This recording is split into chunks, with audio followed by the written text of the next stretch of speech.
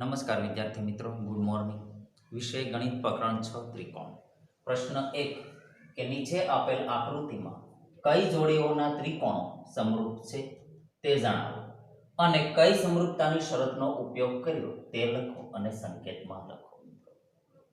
અહીં પહેલી જોડી છે મિત્રો, જેમાં બે ત્રિકોણ આપેલા છે, એક ત્રિકોણ એબીસી અને એક ત્રિકોણ પીક્યુઆર આપેલો છે મિત્રો।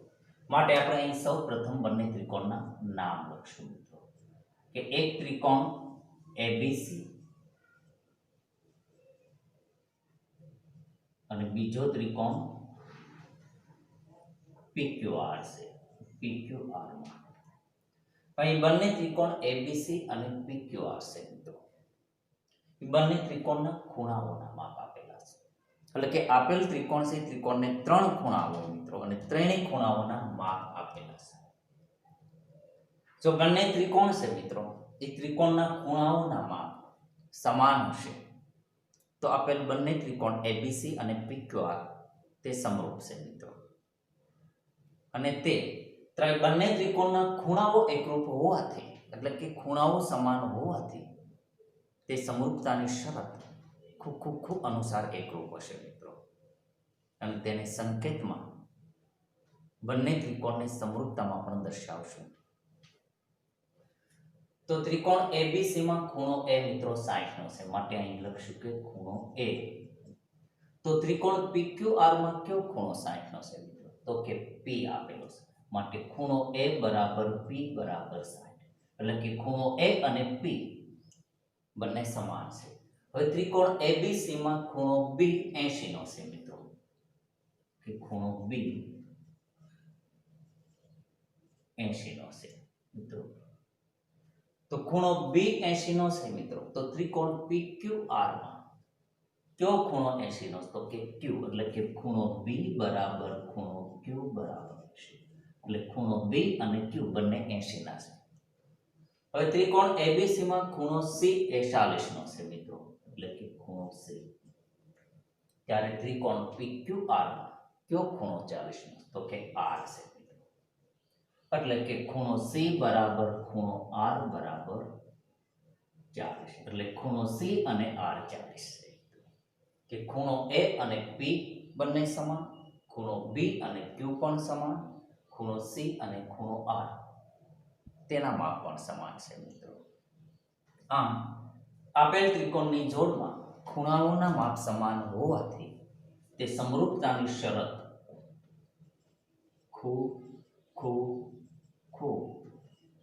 शरत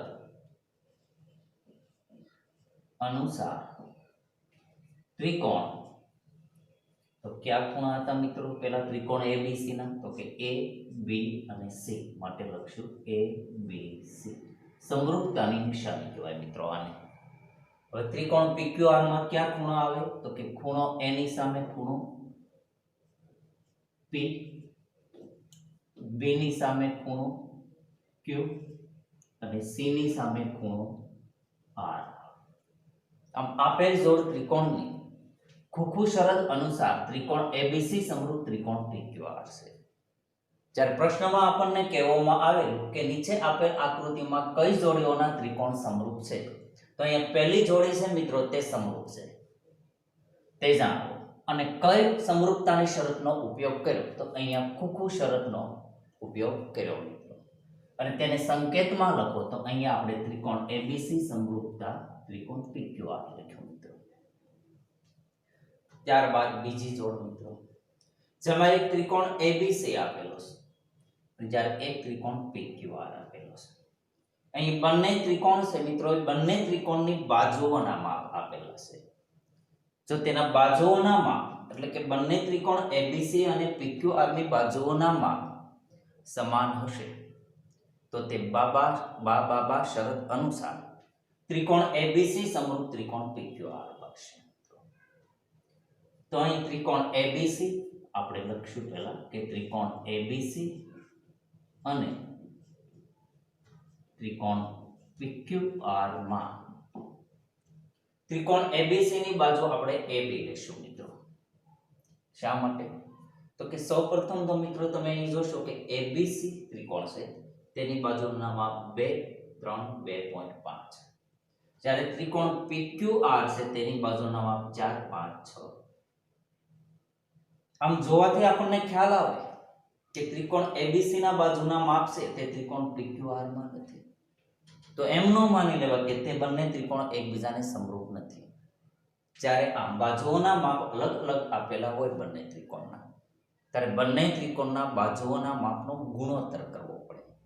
અને જો ગુણોત્તર સમાન આવે ત્રણેય બાજુનો, તો બંને ત્રિકોણ પાછા એકબીજાને સમરૂપ હોય નહીં. માટે આપણે અહીંયા AB લખશું મિત્રો, કે AB ના છેદમાં. હવે AB નું માપ કેટલું છે મિત્રો? અહીં 2.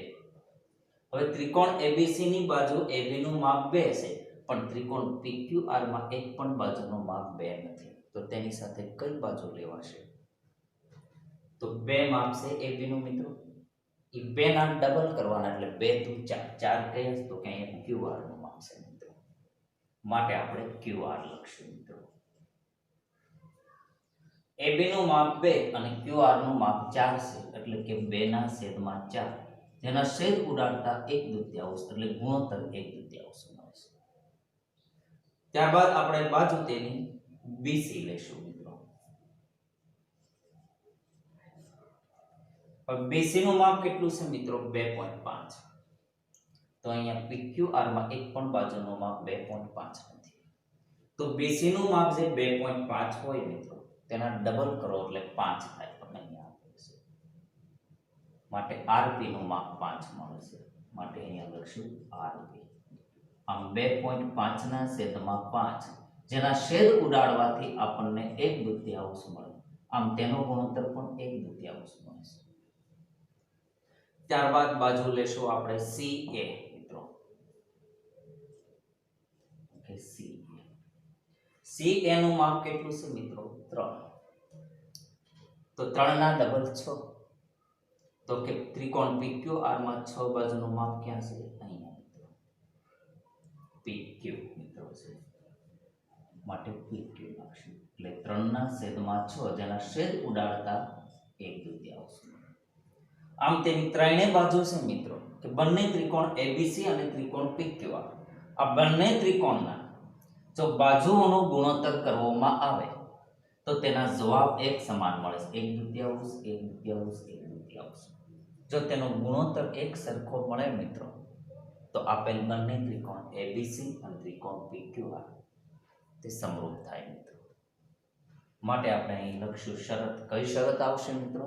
તો કે અહીં ત્રણેય બાજુઓના માપ છે, એટલે બા બા બા, કે બા બા બા. શરત અનુસાર ત્રિકોણ પેલો. હવે મિત્રો આ અક્ષરને ન જોવાય, અહીં ગણતરીમાં લીધેલા અક્ષરને જોવાય. અહીં ત્રિકોણ ABC ના અક્ષર ક્યાં છે? તો કે ઉપર AB, BC અને CA. હા, તો તેમાં પહેલા કઈ આવ્યા? AB, માટે AB લખાશે.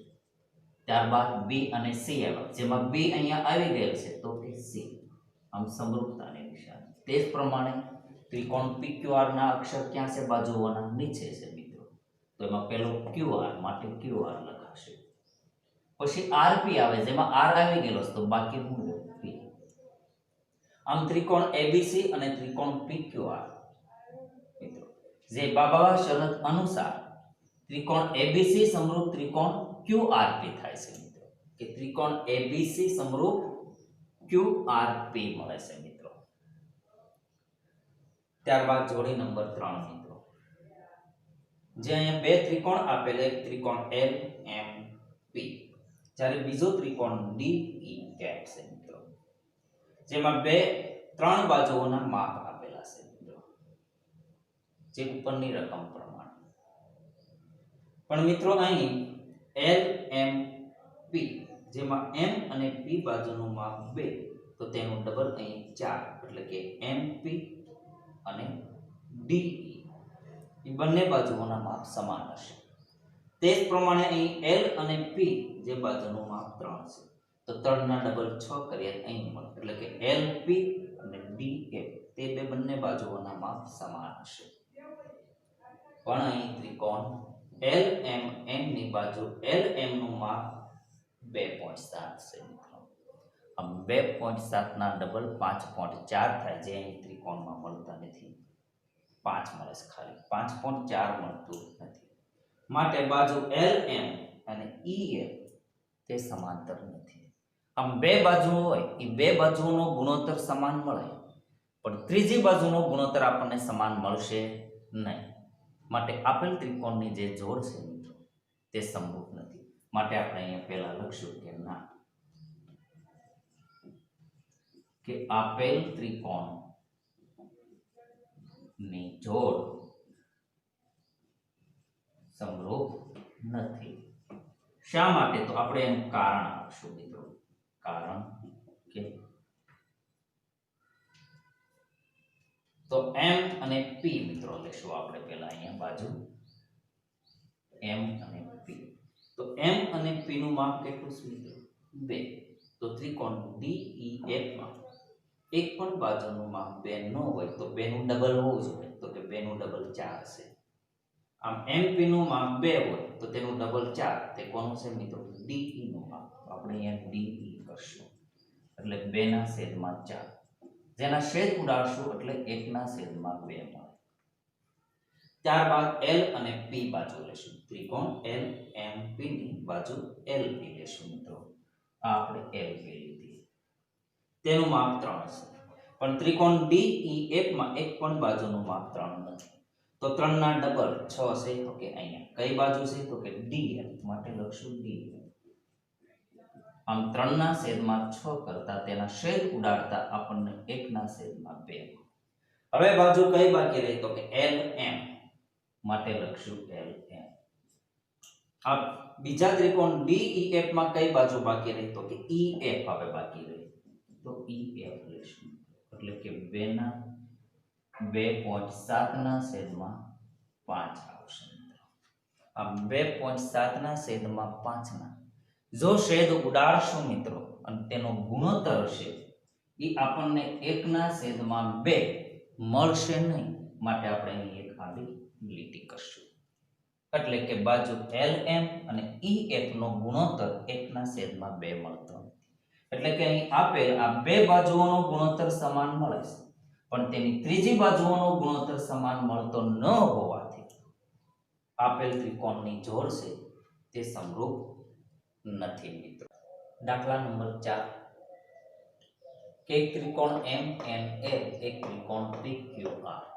આમ અહીં બે ત્રિકોણ મિત્રો આપેલા છે અને બંને ત્રિકોણમાં આપણે જોશું તો બંને ત્રિકોણની બે બાજુના માપ અને એક ખૂણાનું માપ આપેલું છે.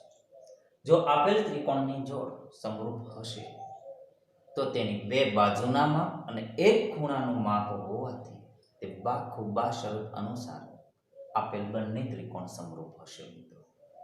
આમ ત્રિકોણ MNL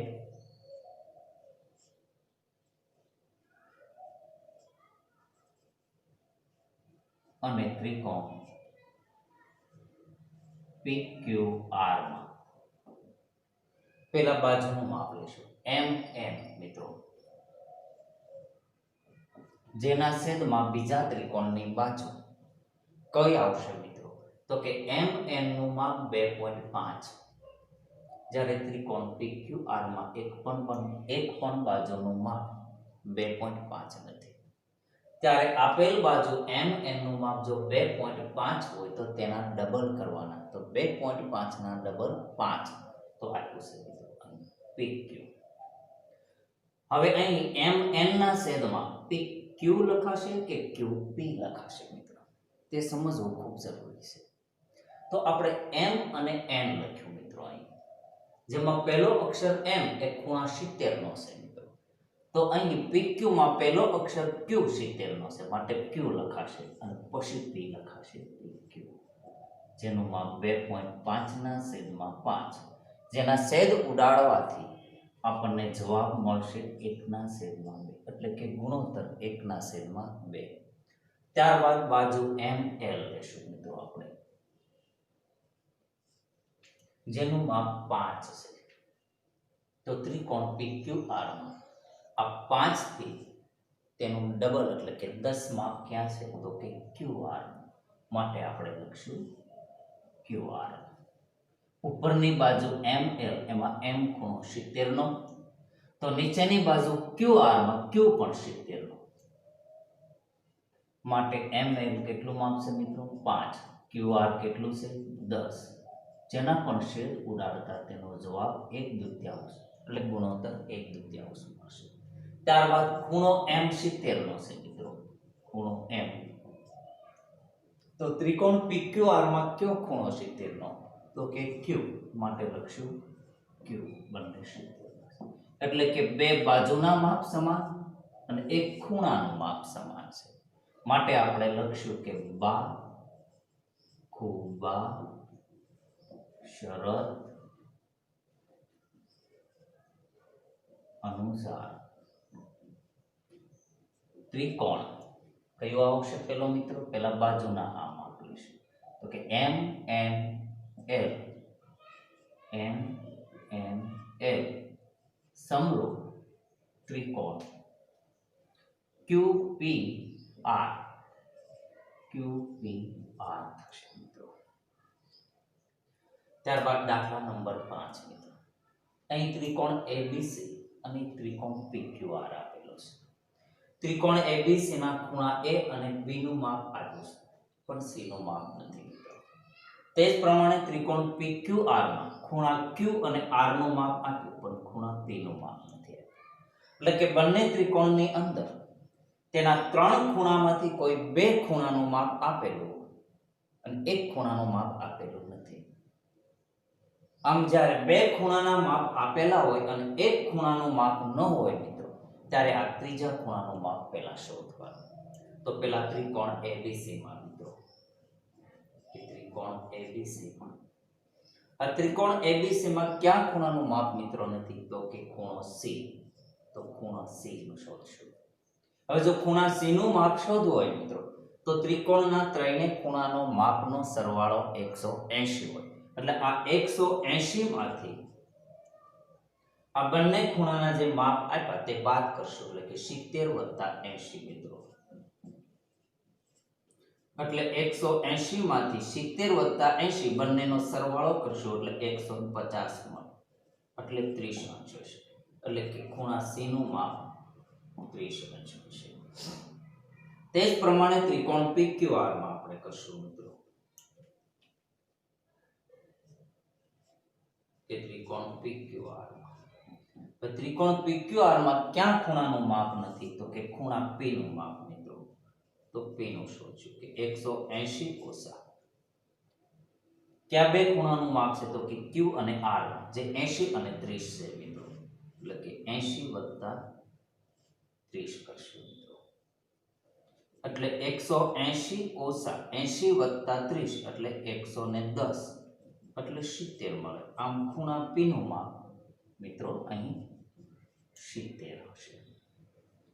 હવે બંને ત્રિકોણ ABC અને ત્રિકોણ PQR આ બંને ત્રિકોણના ત્રણેય ખૂણાના માપ મળ્યા મિત્રો. તો ક્યાં ક્યાં ખૂણાના માપ સમાન છે તે આપણે અહીં લખશું મિત્રો. તો કે ખૂણા A નું માપ કેટલું છે? તો કે 70. તો કયા ખૂણાનું માપ 70 છે મિત્રો બાજુના ત્રિકોણમાં? તો કે P નું. માટે ખૂણો A અને P બંને 70 સમાન છે. હવે ત્રિકોણ ABC માં ખૂણા B નું માપ 80 છે મિત્રો. તો ત્રિકોણ PQR માં ક્યાં ખૂણાનું માપ 80 છે? તો કે Q નું. એટલે કે B અને Q સમાન છે. આ 80 છે મિત્રો. હવે ત્રિકોણ ABC માં ખૂણા C નું માપ 30 છે મિત્રો. તો ત્રિકોણ PQR માં ક્યાં ખૂણાનું માપ 30 હશે? તો કે R. એટલે ખૂણો C અને R સમાન છે મિત્રો.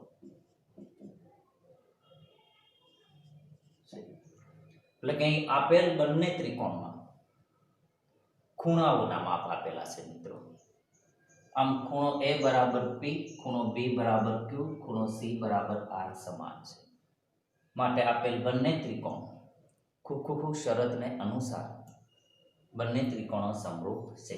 માટે લખશું કે ખૂ ખૂ ખૂ શરત અનુસાર ત્રિકોણ, તો પહેલા 3 અક્ષર ત્રિકોણ એબીસી ના કયા ત્રણ પહેલા આવે? એ બી ને સી, માટે એબીસી લખશું. અને સમરૂપતાની નિશાની કહેવાય કે સમરૂપતા ત્રિકોણ PQR. બીજો ત્રિકોણના અક્ષર PQR. આમ PQR થશે.